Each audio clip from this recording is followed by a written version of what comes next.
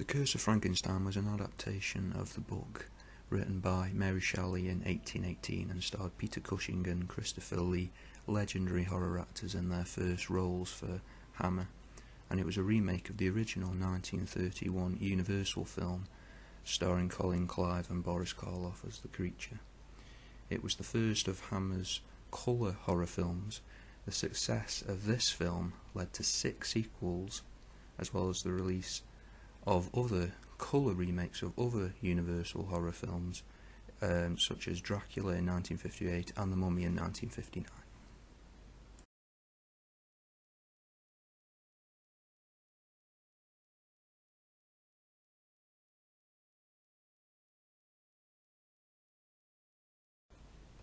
The Curse of Frankenstein loosely follows the book and begins with Baron Victor Frankenstein in a jail cell awaiting execution. He then tells his story to a visiting priest. The story begins with Victor, age 15, inheriting the Frankenstein estate following the death of his mother. He engages with scientist Paul to tutor him. After years of studying, Paul and Victor begin working together on scientific projects. After an experiment to bring a puppy to life is successful, Frankenstein remarks that they should create a human using body parts. For his creation, Frankenstein uses a robber's corpse. For the brain, Frankenstein befriends a revered professor to ensure the creature will have substantial knowledge. The professor is invited over to the Baron's house, where he is pushed to his death. Frankenstein offers for his body to be buried in the family crypt. This is a guise, however, to collect the brain, which when Paul stumbles upon him, they have a scuffle, and in the ensuing chaos, the brain is damaged. Frankenstein, with all the parts needed, resurrects the creature, and I'll go no further into the story to avoid any spoilers.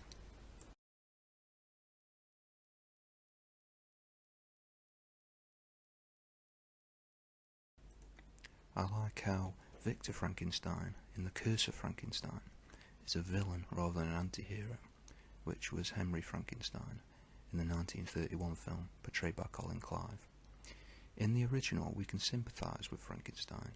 Even though he is grave robbing to collect parts of bodies for his creation, we can see that he is a scientist who has simply gone too far and is losing his mind over his experiment. However, later in the film, Henry discovers the error of his ways and agrees that the monster must be destroyed following its escape and subsequent chaos which follows it. We can also see that after Henry has recovered from exhaustion, that he believes resurrecting the creature was a mistake and wishes to move on with his life and marry his fiancée Elizabeth. Victor Frankenstein, on the other hand, shows no redeeming qualities whatsoever. He will do whatever it takes to find the perfect body parts for his creation. Frankenstein even resorts to murder to ensure the best brain available for his experiment. Also, throughout the film it is shown that Victor is having an affair with the maid Justine. This continues even after Elizabeth, Victor's fiancée, comes to live with him. However, later in the film, Justine reveals that she is pregnant and Victor is the father, threatens to go to the authorities and report his experiments unless he marries her. Frankenstein responds by locking Justine in a room with the creature, ensuring that she is killed.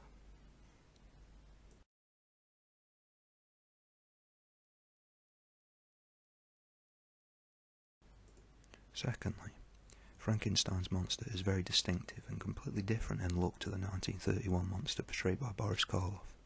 In The Curse of Frankenstein, the monster is very pale in complexion, and you can see the skin grafts on the face and areas where he's been stitched together, as well as his enlarged right eye. In the original, the monster had a flat-topped angular head and bolts either side of his neck which served as electrodes. The difference in appearance between the monsters is mostly due to the fact that Hammer were afraid of a lawsuit by Universal if they looked similar. This is also apparent by the use of calling the creation a creature rather than the monster, which was said in the original.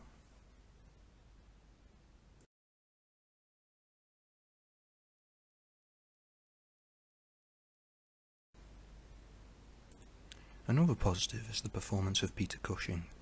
The Curse of Frankenstein is the first of 22 films which he made with Hammer. For most of these, he starred as the character which we root for, such as Dr. Van Helsing in Dracula, and also Sherlock Holmes in The Hound of the Baskervilles. However, he also showed his versatility as an actor by also portraying antagonists such as Victor Frankenstein in the Hammer Frankenstein series, and later as Grand Moff Tarkin in Star Wars Episode 4: New Hope.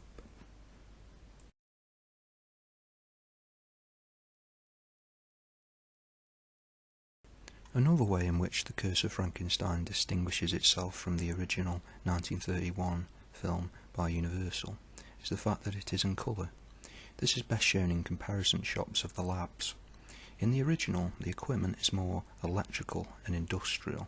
However, if we compare that to the 1957 film, the laboratory contains more recognisable equipment such as test tubes and flasks, which are shown as containing colourful chemicals.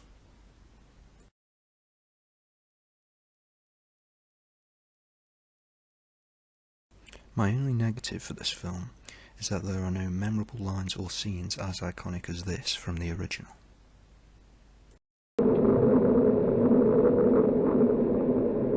Look, it's moving. It's alive. It's moving. It's alive.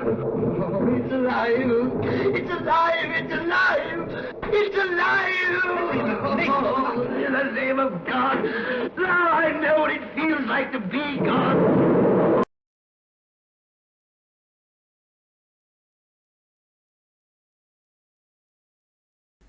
According to IMDb, the budget for The Curse of Frankenstein was £65,000. However, it had huge success at the box office, taking in over £8 million. The subsequent financial success ensured that colour remakes of other classic Universal films, such as The Mummy and Dracula, would be made in the following 2 years. The film was popular with audiences at the time, as it was the first horror film to be shown in colour. It was an update on the story for modern times, and it showed blood and guts for the first time in a film.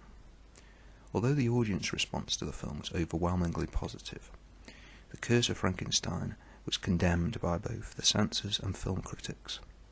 The film was given an X certificate by the British Board of Film Classification, which is defined as extremely graphic and only suitable for people over the age of 18. Other cult films such as Peeping Tom were also given an X rating. Critic reviews at the time include that of the Daily Worker, which stated that the film presented details, and I quote, immediately reminiscent of concentration camp atrocities. The Observer's C.A. Lejeune wrote that The Curse of Frankenstein is, and I quote, among the half-dozen most repulsive films I've encountered in the course of some 10,000 miles of film reviewing, end quote. Looking at the film in modern times, it is quite tame. However, in the more than 60 years since the film's release, cinema has evolved and increased the amount of gore and violence, to which maybe we have become desensitised. In the current age, The Curse of Frankenstein is held in high regard by both audiences and critics. On Rotten Tomatoes, it currently receives an 80% on the tomato meter and 77% approval rating from the audience. Whereas on IMDb it has a score of 7.1 from, at the time of recording, 9,787 reviews. Breaking it down further, all demographics in terms of age give the film a positive score.